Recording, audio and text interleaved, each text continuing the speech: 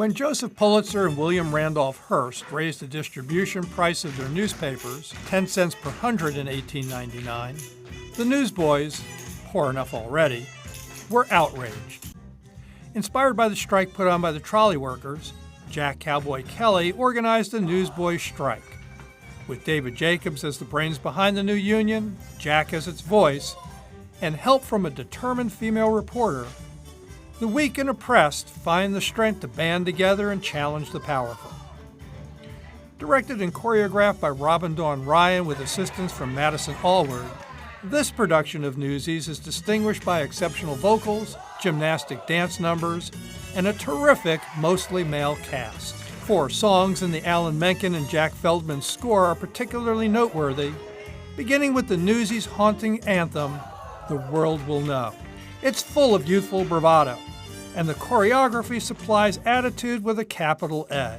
The number is reprised several times during the 2-hour show and will stay with audiences long after the final curtain. Gianna Randall turns in a heartfelt performance in the role of reporter Catherine Plummer. The vulnerability she conjures in Watch What Happens does not just express her self-doubt and the pressure she feels to write a serious news story that portrays the gravity of the Newsies strike. It endears her to the audience. The show is not all gravitas. It does have some lighter moments, such as That's Rich, a vaudeville-style number sung by Meta Larkin and her chorus girls. Newsies is on stage at Fort Myers Theater through March 8th. The theater is located on San Carlos Boulevard in Fort Myers.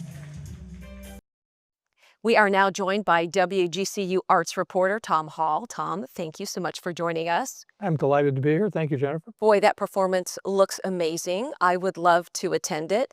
You had the opportunity to see Newsies. What was your favorite part about it? I really like the gymnastic dance numbers.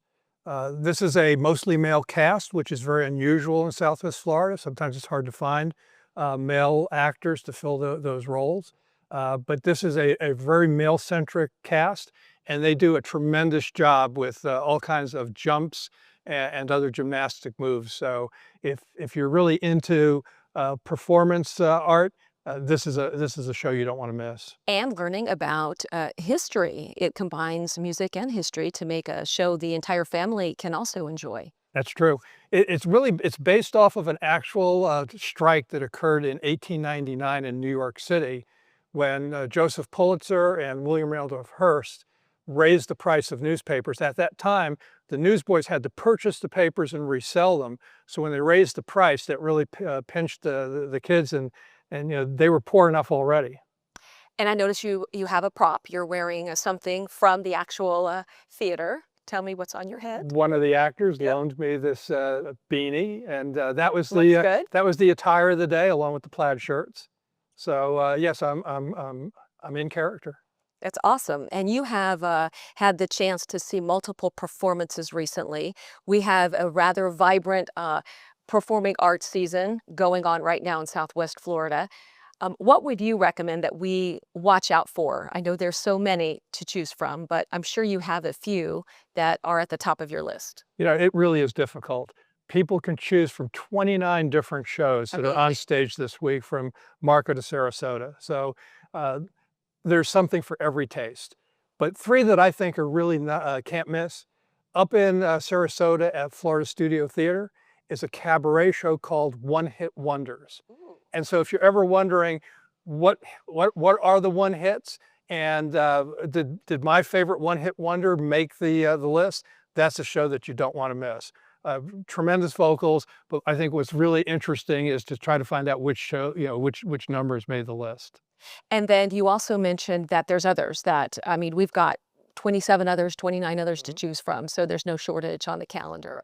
One show that I think is going to really touch people is a show that's opening at Southwest Florida Theater at the Music and Arts Community Center off of Daniels. It's The Bridges of Madison County. That was the film with Clint Eastwood and Meryl Streep.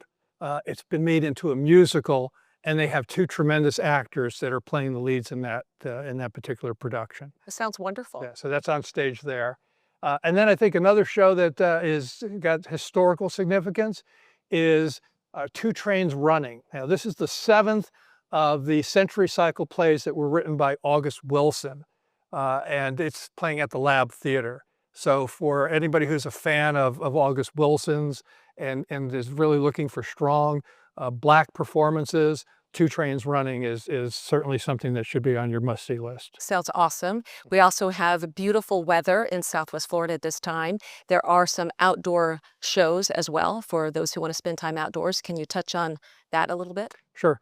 I think people are really surprised to learn that over the course of our season, our tourist season, we have 40 outdoor art fairs and festivals to choose from during the course of the year.